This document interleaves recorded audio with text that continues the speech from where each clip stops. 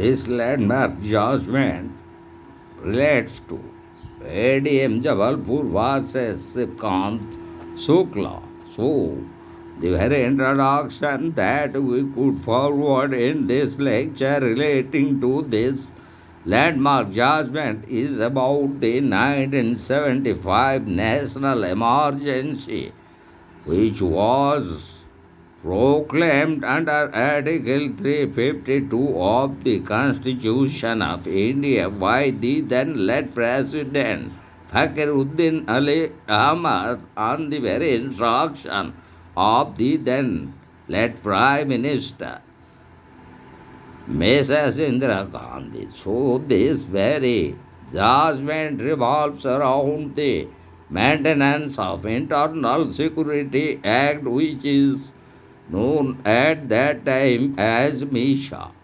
So, in that regard, in A.D.M. Jabalpur versus Shivkant Shukla, in this particular judgment, emerged the following controversial 1975 emergency imposed by the then late President Fakhruddin Ali Ahmad under the very instruction of the then late Prime Minister Mrs. Indira Gandhi after her election to the Lok Sabha. It was annulled by the Allahabad High Court due to electoral malpractices.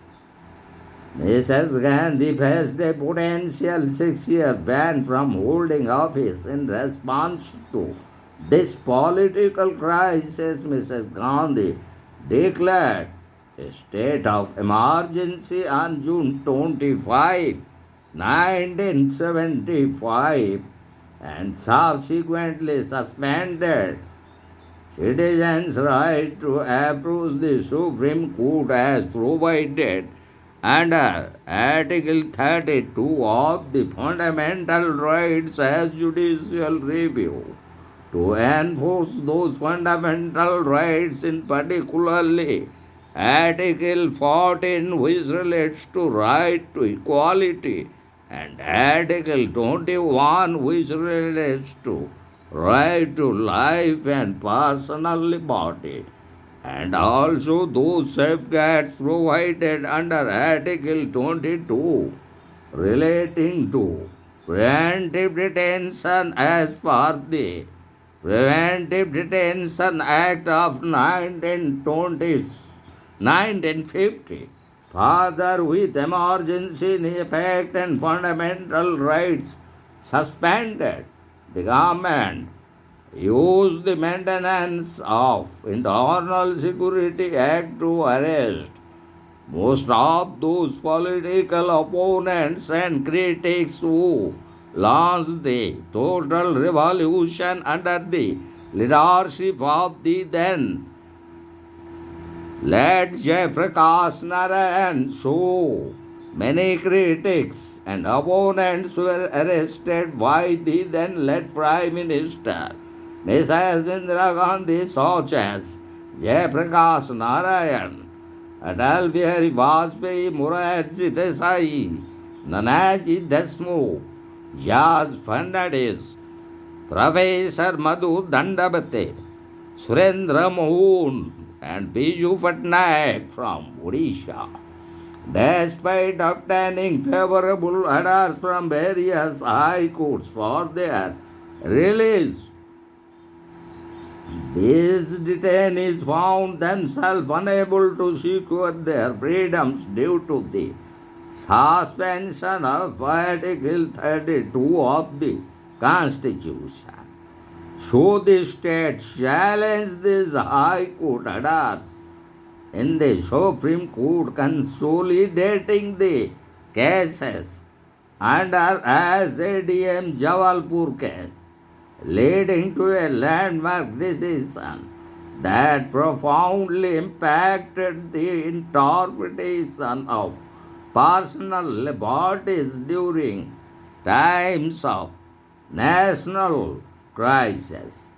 So, these are the very facts which we found in this important landmark judgment. So, those issues involved in this landmark judgment were relating to invoking Article 226 of the Constitution, or relating to the powers of the High Court in relation to writ petitions, and Article 359(1). So, regarding maintaining ability of writ petitions under Article 226, the issues raised whether a writ petition for the issuance of a writ of habeas corpus to ensure personal liberty is maintainable on the grounds that the order of detention is not valid according to the provisions of Maintenance of Internal Security Act, or MISA, when read with the orders issued by the President under Article 359, Clause 1. If the writ petition under Article 226 is maintainable, what is the extent of judicial scrutiny with respect to the presidential orders issued under Article 359, Clause 1? So now we would like to discuss those arguments of the petitioner. So, relating to Article 359, Clause 1, Articles 358 and 359, Clause 1a. So, in this important landmark judgment, the state argued that during an emergency, the state's interest in military and economic security takes precedence over all other consideration, granting the executive extensive power to envision by the Constituent Assembly.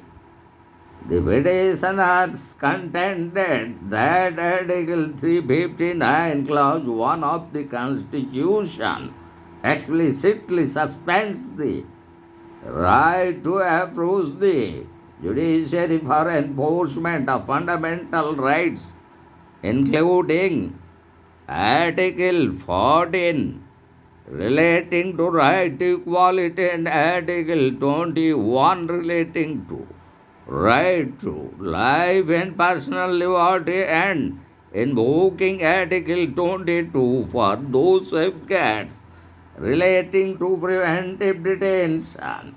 Therefore, the suspension of these rights was a constitutional mandate, not a scenario of lawlessness. Additionally, the state maintained that even if the advisory would found insufficient grounds for detention, the state was not obliged to release detainees, highlighting the absolute nature of executive powers during an emergency. They argued that emergency provisions such as under Articles 358, 359, Clause 1 and 359, Clause 1a were essential for maintaining national security and suspending the right to enforce Article 21 was within constitutional bounds and did not imply the very absence of the rule of law. And now we would like to discuss those arguments of the respondents relating to Article 226 of the High Court's power of issuing writs and Section 3 of the Maintenance of Internal Security Act. So the respondents argued that while Article 359, Clause 1 suspends the enforcement of fundamental rights in the Supreme Court, it does not prevent the enforcement of common law or natural law or statutory rights has provided to the High Court regarding issue of writs under Article 226 of the Constitution. Further, they contended that executive powers do not expand beyond constitutional limits during an emergency, and allowing the executive to usurp legislative powers would violate the Constitution's basic structure.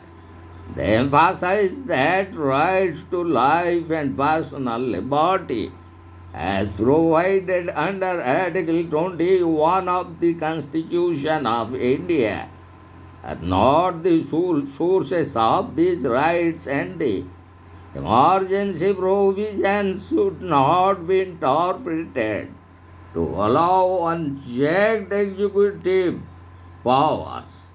Furthermore, the respondents asserted that the presidential orders and proclamation of emergency should not extend to non-fundamental constitutional rights.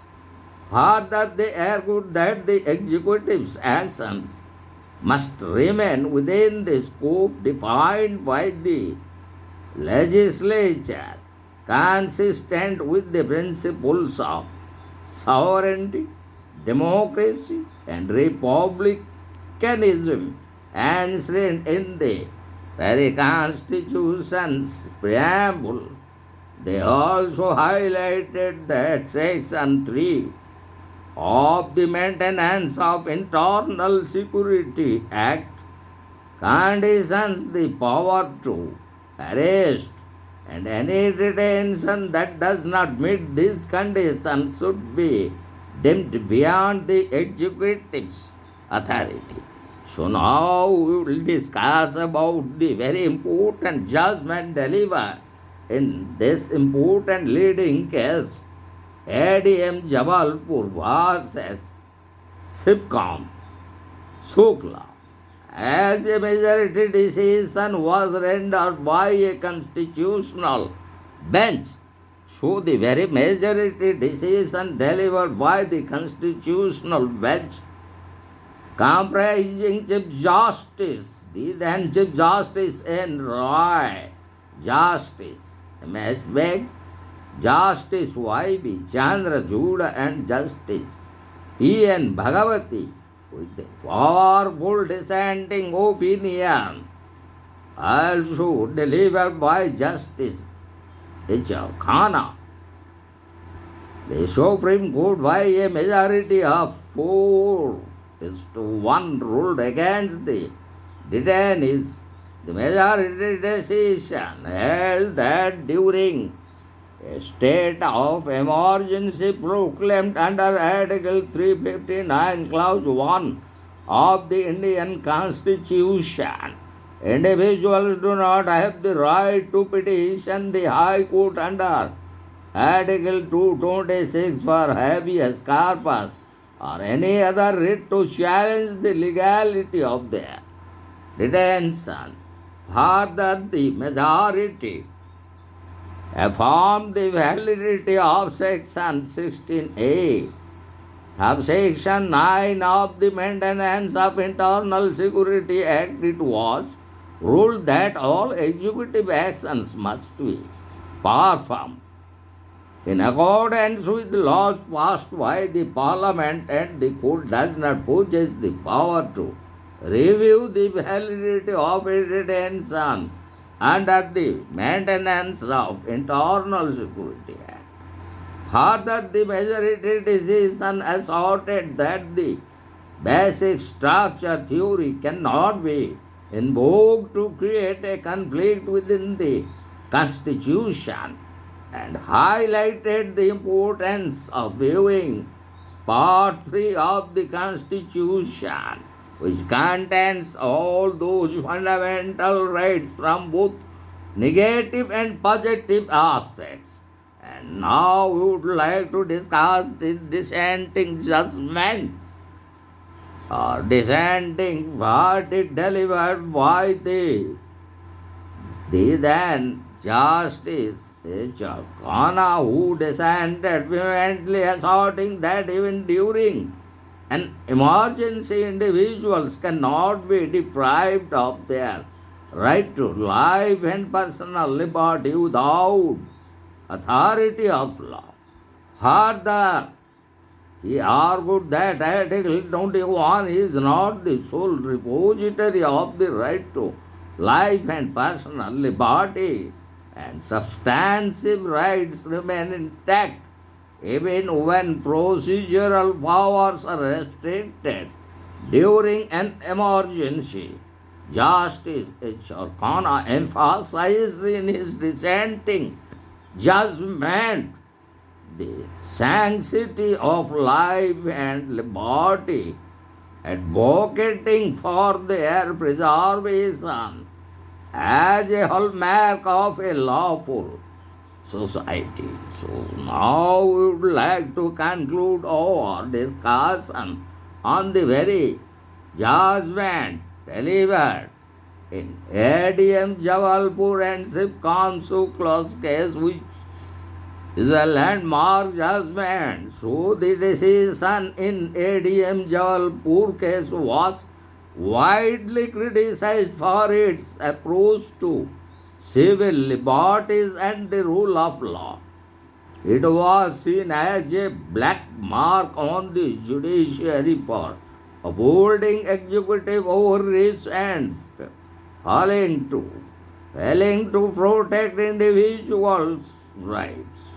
While the majority decision upheld executive power during emergency, Justice H.R. Khanna's dissenting opinion underscored the primacy of individual rights, particularly the right to life and personal liberty. This judgment highlighted the tension between state security and individual freedoms, and its aftermath led to the subsequent judicial development, including the right to privacy judgment in 2017. Despite its flaws, A.D.M. Jabalpur judgment serves as a reminder of the judiciary's crucial role in safeguarding fundamental rights, especially in the times of crisis, such as in the proclamation of an national emergency under Article 352 of the Constitution, or a state emergency proclaimed under Article 356 relating to breakdown of the constitutional machinery in a state. So post-emergency, the 44th Amendment Act 1978 was passed during the Janata government under the Prime Ministership of the then late Prime Minister Morarji Desai, which ensured that Articles 20 and 21 cannot be suspended even during an emergency, thereby strengthening the protection of fundamental rights. And this important landmark judgment by the majority 4:1 was later overruled by the apex court of Supreme Court in the case of K. Puttaswamy versus Union of India in 2017, where the court recognized the importance of privacy and reaffirmed the fundamental rights as enshrined in Part 3 of the Constitution of India.